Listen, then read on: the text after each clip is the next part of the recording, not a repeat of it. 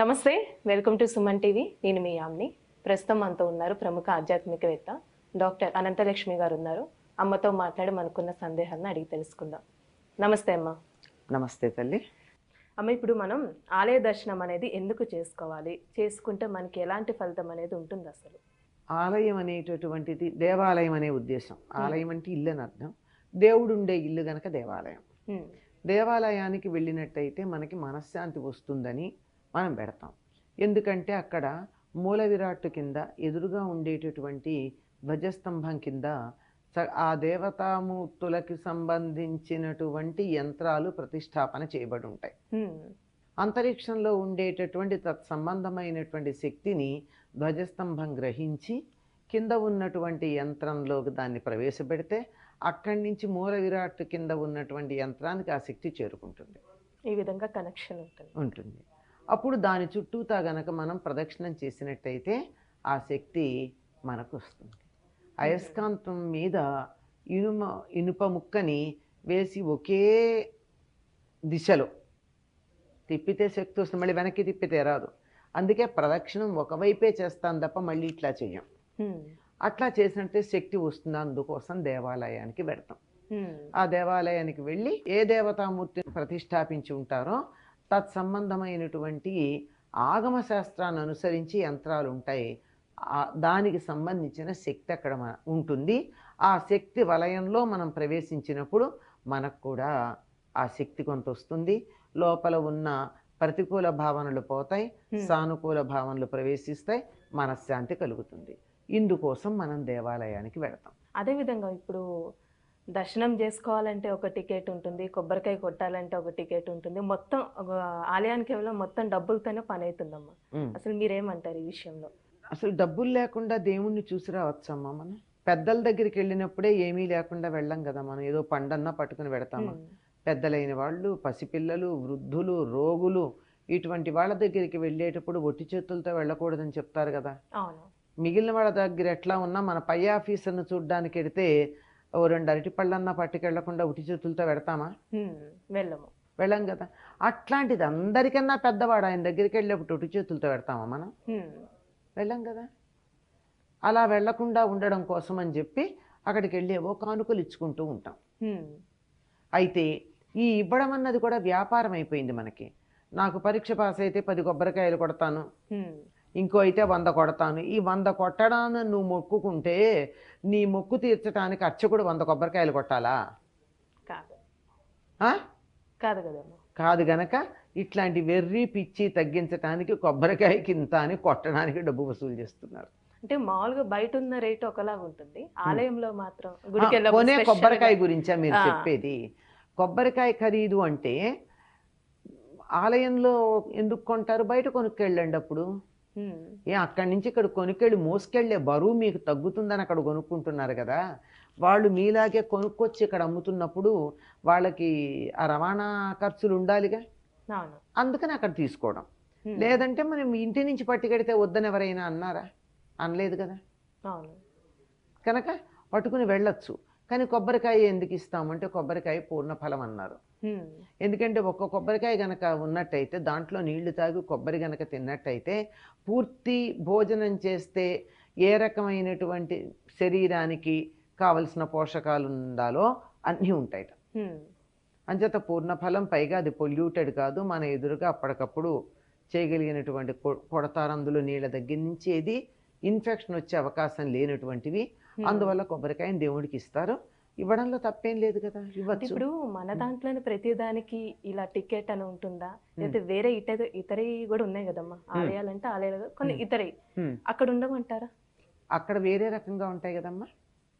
లేకుండా పోలే. దీని గురించి మనం మాట్లాడుకుంటున్నాం కానీ దాని గురించి మాట్లాడటం లేదు కదా. ఉదాహరణకి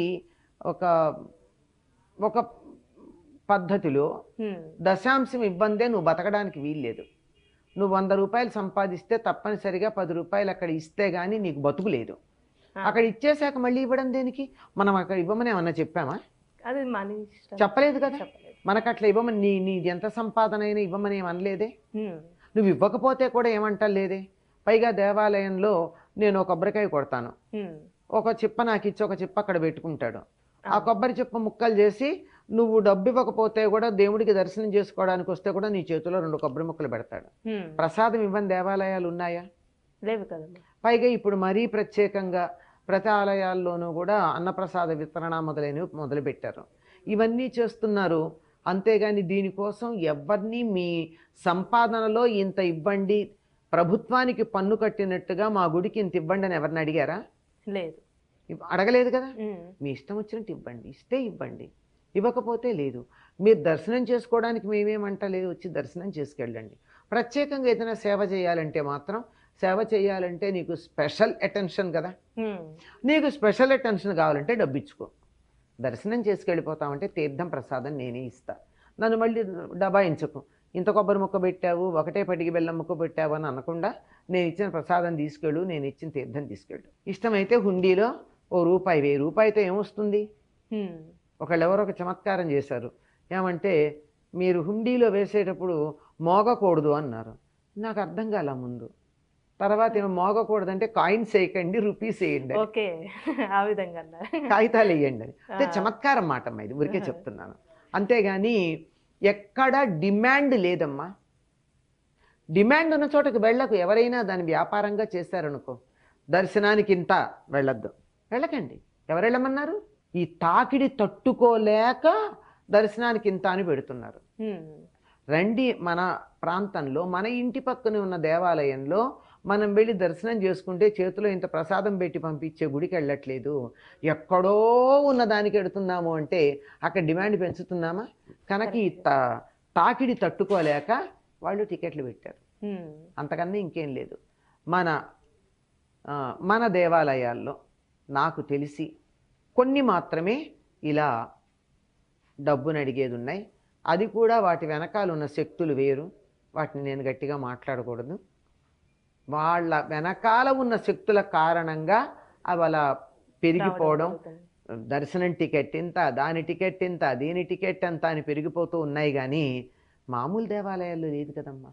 కానీ మనం అక్కడికి వెళ్ళాం కదా, దూరం. అదే అంటున్నా, అక్కడికి వెళ్ళి ఎందుకు వెళ్ళాలి, ఎందుకు అనాలి? ఇష్టమైతే వెళ్ళు, లేకపోతే నోరు మూసుకొని కూర్చో.